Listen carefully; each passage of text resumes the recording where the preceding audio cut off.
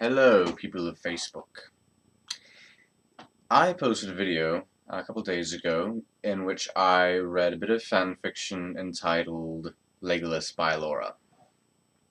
Apparently people liked it, and they requested that I do more of that sort of thing, and it was also requested that I wear a robe. I don't have a robe handy, but I did have a cloak, so hopefully you're satisfied now.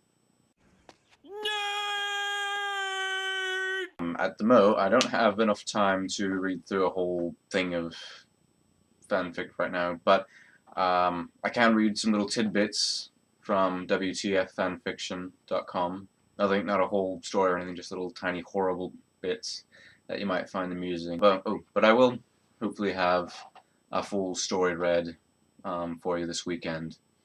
But this will be a nice little middle of the week thing for you. Keep you satisfied, I guess. So let's begin. Let's see if we can find something that looks good. Okay, here's a Sherlock one. And if you see me suddenly stop reading, then it's because it's just horribly inappropriate and I'm not going to read it.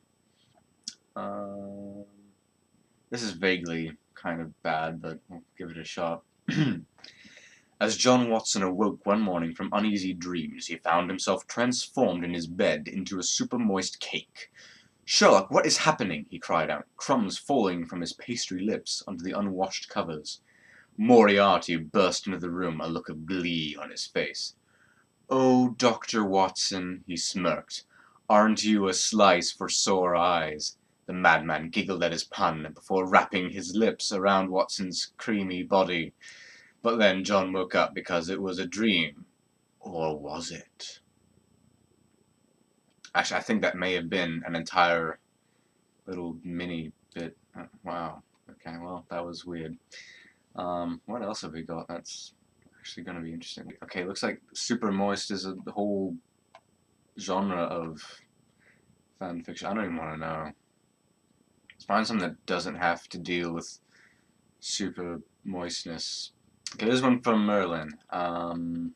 Nope, not reading that. That's the problem. A bunch of these are they're just dirty. They're not. If it was just bad, I wouldn't mind that. Just horrible writing. But yeah, why do they have to make everything dirty? Let's see. Here is Sesame Street. Okay. Nope. Really, Sesame Street. I didn't plan any of this. It was just something that a site I found. Okay. Here we go. Full Metal Alchemist. Let's see what this says. Now, Roy had been gay for quite some years, but he was definitely not so, "Oh my gosh, sparkles, glitter, tiny dogs." No, thank you. I'm not sure. I'm going to assume context would have made that a bit more clear as to what was going on. But, ugh. Okay, Star Trek. Let's see what Star Trek has for us. Nope. Definitely. Okay. Merlin is another one. We'll give Merlin one more chance. See what happens. In a swift moment, Morgana reached up and grabbed Merlin by his shoulders and pulled him sharply down to her level. There she proceeded to slam her lips onto his in a powerful but romantic manner. That also does seem to be a bit of a trope with fanfictions. Pairing unlikely people together for no real reason other than just to do it. Just, I guess, either upset people or I don't know. I don't know. Maybe they think people should have ended up with different. I don't know. Oh, Twilight. Tisk, tisk, tisk. And if you're so curious, my name is Edward Cullen, also known as Santa Claus all over the world. Now, whoever told you Santa isn't real? He asked as he surveyed the woman crouching behind a table. It is a known fact, she shot back. What is your name, and if Santa isn't real, then what am I? He asked her. My name is Bella Swan, and you, Edward, are some creep who just came down my chimney for no apparent reason. Apparently, we have Twilight being mixed with Christmas, with Edward as Santa Claus. Okay, why not? Oh wait, because that's horrible, that's why not. Yeah. Invader Zim. Okay, alright, why not? Nope. Can't read that. Oh, there's gotta be something good. Winnie the Pooh Star Trek crossover. Okay. Should be interesting, I guess. I am Pooh of Borg. You will be assimilated. Resistance is futile. I don't do a very good Pooh voice. You will drop your honeypots and escort us to Christopher Robin. If you attempt to intervene, Tigger will bounce you. Okay, that actually wasn't overly terrible. That was slightly amusing. I kind of would like to see more of that, see what happens. What else is there? Ghostbusters. Newspaper. The Ghostbusters save the Empire State of the Ghost. Peter. Jane, here your money. Janine, thanks. Louise Tully. Hey, I search for us guys. Ray.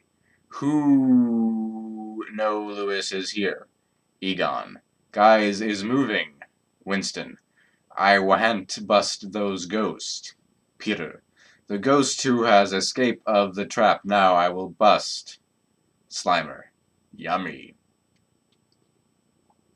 That's one of those things where I'm pretty sure even context is just, it's not going to help much. Learn to write, or at least, I really hope that English is not the first language of whoever wrote that. Silmarillion. Nope, I'm not going to even read that. That's just going to make me mad, isn't it? Harry Potter. Okay. How can they still see us? Exclamation point 1. Said Harry Potter. It was because da ski was wit and we was da only black guys on the field. It is because da ski is wit and we is da only black guys on the field, I said. Wow. I'm not sure if this is either written by a very racist person or just, I don't know what's going on here. Wow, that was painful to read. I hope you're enjoying this, because I do actually kind of suffer every time I read things like that. And yeah, it does hurt. It physically hurts. The Hobbit. It's probably going to make me mad, isn't it? I'm going to be furious after I read this one. He sunk into Thorin, making the motion swift so the pain would not be drowned out. I'm going to assume that this was something that was just ripped out of context and made to sound a lot worse than it actually is. I really hope that's the case. I really hope. Doctor Who. This is going to make me angry too, isn't it? Nope, nope, nope. Yep, that made me angry. That made me angry. Okay, one more chance from Harry Potter. Try and find one more that I can actually read, and we'll close out with that. Okay, this is kind of bad, but I don't know. So, Professor, say Luna, putting her delicate hand on Snape's left leg, how's the weather? The weather? How could I know? I'm not a meteorologist, says Snape, annoyed with Luna's hand on his body. Interesting.